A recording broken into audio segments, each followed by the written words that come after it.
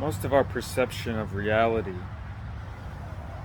is not necessarily based on experiential firsthand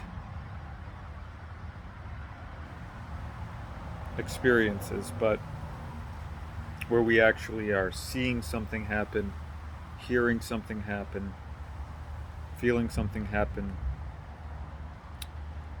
witnessing ourselves an event, circumstance. More of our life is actually, or our view of what's going on in the greater world is actually given to us through media.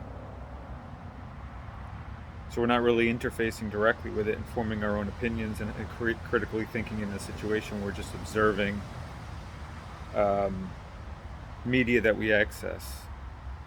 Uh, some of that media could be essentially first-hand experience, and some of that media can be completely manipulated and distorted to produce a different reality or the appearance of a different reality. So if you think about it, most of our experience of life and what we assess comes from narratives, comes from messaging and visuals that are given to us, and most historically has been through what's considered mainstream media, which is basically their job to create a reality that serves their interests. Mainstream media, who are their interests? Probably the companies that keep them going, right? So who are those companies?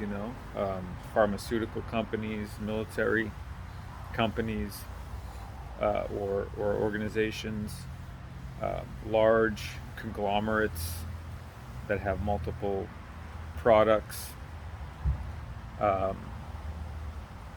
donations from large foundations or PACs or wealthy individuals. So it's in those people's interest to control what or to portray what their view of the world is, or how they would like people to perceive the world for certain personal reasons or financial reasons. Um, but I just think it's important to keep in mind that most of what we experience is not actually us experiencing something and then using our power of our mind and our intuition and our critical reasoning and coming up with observations like we do in most of our day to day life,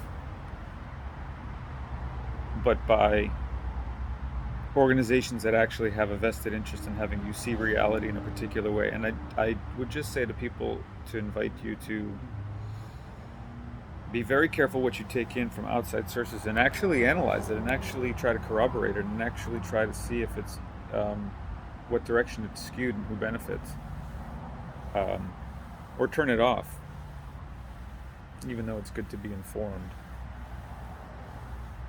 But just something to think about.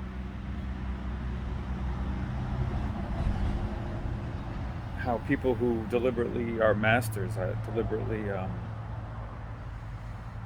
showing us and telling us what reality is outside of our regular reality in other countries, in other parts of the world that we don't necessarily have access to, business, politics, um, government, social programs and systems, and how our only access to what's going on there is through the lenses that may not be just showing us exactly what's happening, maybe through a narrative or a different filter that is skewing reality.